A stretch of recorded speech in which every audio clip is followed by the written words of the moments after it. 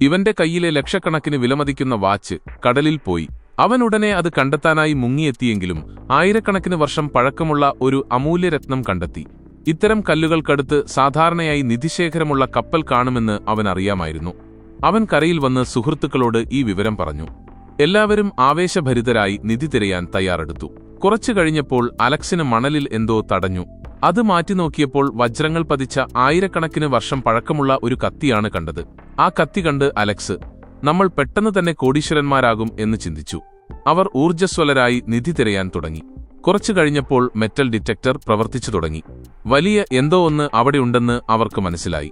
Alex മണൽ മാറ്റി നോക്കിയപ്പോൾ പഴയ ഒരു പീരങ്കിയാണ് കണ്ടത്. അത് ഉയർത്താനായി അവർ കയറുകൾ കെട്ടി എയർബാഗുകൾ ഉപയോഗിച്ച് പൊക്കാൻ ശ്രമിച്ചു. അത് കപ്പലിലേക്ക് കൊണ്ടുപോകുന്നതിനിടയിൽ കോസ്റ്റ് ഗാർഡ് വരുന്നത് ലിസ കേട്ടു. അവൾ എല്ലാവർക്കും മുന്നറിയിപ്പ് നൽകി, ഇപ്പോൾ മുകളിലേക്ക് പോകരുത്, പോലീസ് വന്നാൽ നിധി മുഴുവൻ പിടിച്ചെടുക്കും.